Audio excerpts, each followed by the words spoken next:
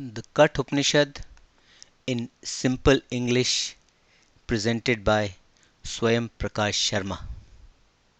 The Katha Upanishad is one of the 11 principal Upanishads of the Hindu religion. It is also called Katha Upanishad. It belongs to the Taittiriya school of the Yajurveda and consists of two chapters, each of which has three sections. There are a total of 119 verses in the Upanishads. The Upanishad is about the boy Nachiketa obtaining the knowledge of Brahm, the knowledge of the Supreme, from Yama, the Lord of Death himself. A pious Brahman, Vajasravas, performs a sacrifice and gives as gifts to the priests old and feeble cows. Nachiketa, his son, feels disturbed by this act of his father and questions his motives in giving away old, worn out, and useless cows as gifts to the priests, and says that he be given as gift to some priests, and when he persists, his father in anger gives Nachiketa over to death. In deference to his father's command, Nachiketa goes to the abode of Yama. Yama is not at home and returns only 3 days later. All this while, Nachiketa waits without food or water in the residence of the Lord of Death. When Yam returns, he finds that Nachiketa has been waiting for him for 3 days without food or water. To atone for this lapse of his, Yam offers Nachiketa three boons, one for each night he has gone without food and water. It is the third boon of Nachiketa, asking about what happens after death, for enlightenment on the great transition which is called death, and Yam giving Nachiketa that knowledge that is the subject matter and the central theme of the Upanishad. The Upanishad is presented in three parts. Part 1 consists of the introduction and section 1 of chapter 1. Part 2 consists of the remaining two sections of chapter 1, and part 3, the concluding part, consists of the three sections of chapter 3. The Upanishad. Once upon a time, long, long ago, there lived in India, in the line of the great sage Gautam, a teacher by the name of Vajasravas. Vajasravas had a son called Nachiketa. Desiring religious merit and heaven, Vajasravas performed the Vishwajit, literally meaning world-winning sacrifice. At the end of the sacrifice, he gave away all that he owned to the Brahmin priests. Among the gifts being given away to the priests were old cows so weakened by old age and infirmity that they had no strength left in them and had no milk to give. Nachiketa, his son, was watching. Though very young and just a boy, he was very spiritual minded and full of faith. As the old cows were being taken away, he thought, these cows that my father is gifting are absolutely useless. They have no strength left in them. They can barely eat grass or drink water, and they have no milk to give.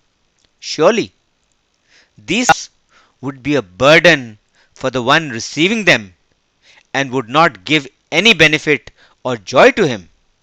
And if the one receiving the gift gets no joy, then the one giving such a gift surely cannot expect to get any benefit from the giving of such gifts either. Rather than giving any merit or heaven to my father, which he is expecting, this act of his would give him demerit and hell instead. I must therefore warn my father about this. To gain true merit, gifts that we give should be those that we ourselves prize and not ones for which we ourselves have no use and which are worthless. My father loves and values me very much. Thinking thus, Nachiketa went to his father and said, Father, to whom will you give me? His father ignored him. Nachiketa repeated his question. His father again ignored him. Nachiketa persisted and asked the question a third time. By now, his father was very angry with Nachiketa and in anger said, I give you to death. These words of his father stunned the young Nachiketa and set him thinking. He thought, along with me, my father has many disciples. Among them all, in some matters, I am at the top. I do most of my work without bidding. In some, I am in the middle. I do what I am told to do. I am never at the bottom. I never disobey or refuse to carry out an order. I do not know what my father wishes to accomplish today by giving me over to death. Everyone has to die.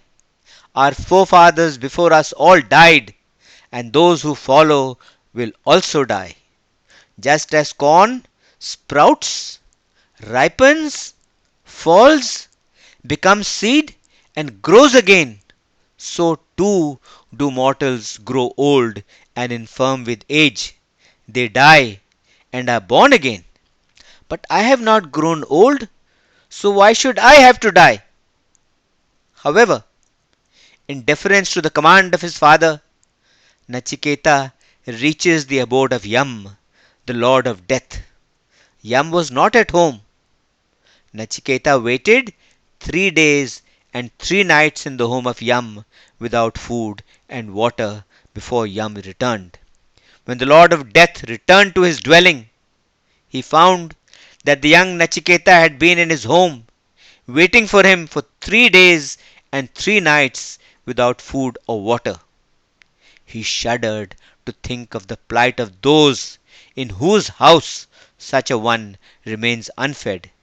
He recalled the ancient saying, like a god, a seeker of Brahm enters into houses as a guest, and people give him peace offerings and honor him. Disaster and misfortune strikes those people of little understanding in whose house such a one remains unfed. Hope, expectation, friendship, happiness, sacrifices, good works, sons, cattle, and wealth, property and prosperity all go away, all go away from such a one. They have to live their lives in misery. Thinking about all this, Yam addresses Nachiketa. O seeker of Brahm, since you, an honored and venerable guest, have stayed in my house unfed for 3 days and 3 nights, I bow to you. Let not this lapse of mine bring misfortune to me. May all be well with me. However, to compensate you for this omission of mine, and for the inconvenience and hardship you have endured, remaining without food and water for 3 days and 3 nights in my house, I grant you 3 wishes. I grant you 3 boons, one for each night of your ordeal. The first boon of Nachiketa. Nachiketa says, very well, sir. The first boon that I ask of you is that when I go back to my home after being released by you, my father should be pleased to see me alive again, returned from death. His anxiety and his sorrow over sending me to death should all be gone. His anger should be appeased, and he should recognize me as his son, and greet me with the love, affection, and grace befitting a loved son. The Lord of Death Yam replies, Dear Nachiketa, it shall be as you wish. When you return, your father, as he used to do earlier, on seeing you will recognize you. He will be happy to see you released from the jaws of death, and would sleep peacefully at night through the remainder of his life. his anger gone. This is my first boon to you. The second boon of Nachiketa. Nachiketa says, Lord, we have heard that in the world of heaven there is no death. You are not there. There is no fear. There is no old age, nor is there fear of old age. There is no sorrow. There is no hunger, and there is no thirst. Having crossed over hunger and thirst, and leaving sorrow behind, with all these not being there, there is only happiness and joy there. People always rejoice in the world of heaven. I understand that you, Yam, Lord of Death, know that fire sacrifice which is the aid to heaven and which helps one attain heaven. Please tell me in detail about this fire sacrifice in full faith and about how those who live in heaven gain immortality, how they gain freedom from death. This is my second boon. Yam replies, You are right, Nachiketa. I know the fire sacrifice which is the aid to heaven and which helps in attaining heaven. I will describe it in detail to you. Listen carefully and learn it from me. Know that the knowledge of this fire is the means of attaining the infinite, limitless world. Know it as the support of the entire universe and as hidden and abiding in the cave of the heart of every person.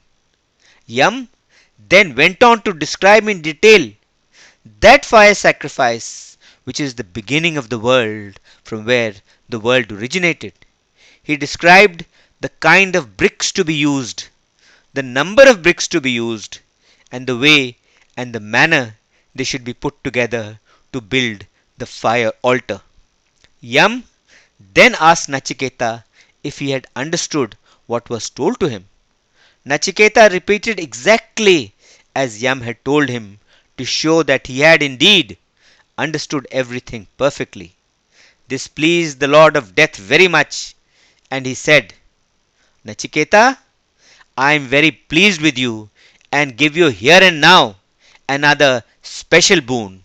Henceforth, from now onwards, this fire will be known by your name. It will be called the Nachiketa fire. I also give you this chain which can take on many shapes. Yam further says, One who has lit the Nachiketa fire thrice, who has performed the Nachiketa sacrifice thrice, who has attained union with the three, with the mother, with the father, and with the teacher, and who performs the three holy actions of studying the scriptures, of doing worship, and of giving charity to the needy, such a one crosses over birth and death. For then he knows the God of fire, born of Brahm, the all knowing, the radiant, who always shines, who is adorable, and realizing him, he attains everlasting, eternal peace. He who does these duties, knowing well their full and true meaning, he who, knowing the three duties, builds the altar of the fire sacrifice and performs the Nachiketa sacrifice 3 times, and knowing so, meditates on the fire, such a one throws off the bonds of death. He overcomes sorrows and enjoys and rejoices in the world of heaven.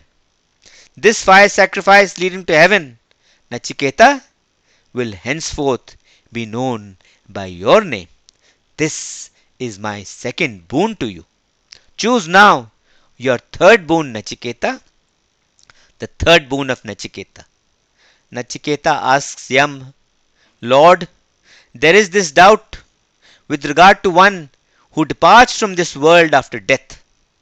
Some holding that he is, that he lives on, others holding that he is not, that he dies. I would like to know the truth about this. Please instruct me on this knowledge. This is my third boon. Yam, The Lord of Death tries to dissuade Nachiketa and replies, Nachiketa, the truth about death is very subtle. It is very difficult to know and understand. Even the gods in heaven had their doubts about this and could not understand it properly. Ask for something else. Ask for another boon and release me from this one. Nachiketa persists. Lord, you yourself say that even the gods in heaven had doubts about this truth, which is not easy to understand. That being so, there could therefore be nothing which could compare to this. Furthermore, where can I get a better teacher than you, the Lord of Death itself, to explain about the mystery of death? Yam continues in his attempt to dissuade Nachiketa. He offers many allurements to him, saying, Nachiketa, choose whatever you want in this world. Choose a long life for yourself, for as many years as you wish. Choose wealth to go with it. Ask for sons and grandsons who will live for 100 years. Ask for as many cattle, elephants, horses, and as much gold as you wish. Ask for as much land as you wish. Ask for any desire that you could possibly want to enjoy in this mortal world. Desires hard to obtain. Become the ruler of a large kingdom. I will give you women of rare beauty and loveliness, with many musical instruments and chariots, to serve and entertain you in this world. Ask for anything, but do not ask about the mystery of death. But Nachiketa was made of sterner stuff. He would not be tempted. He would not be dissuaded from the truth he sought. He said, All that you have offered, O Lord, are transient. They must all wear out and must all end. The vigor of all the senses of men are transient and must also wear out. The senses and strength of men wane and wither away with age. All life, no matter how long, no matter how full, is brief and has to end. Therefore, I have no use for your chariots. I have no use for your women. I have no use for your music and the like. I do not want any of these. You may keep them all. Man can never be satisfied and contented with wealth. Having seen you, we will get all the wealth we desire. But how can we ever enjoy wealth when we know that death is always lurking? How can we live happily knowing that we have to die, knowing that we are in your power? Explain the mystery of death. That alone is the boon that I still choose. Having come in contact with an undecaying immortal like you, and having witnessed immortality, how can a decaying mortal like me, who is subject to old age, decay, and death, ever enjoy a long life where all pleasures are only of the senses, transient and temporary, and which have to pass away and end? Please reveal to me the great mystery of death, whether on passing away a person still lives on or whether he dies. What is there in the great passing on? This is the boon that I, Nachiketa, choose, and none other. End of part 1. Om. Peace, peace, peace, peace.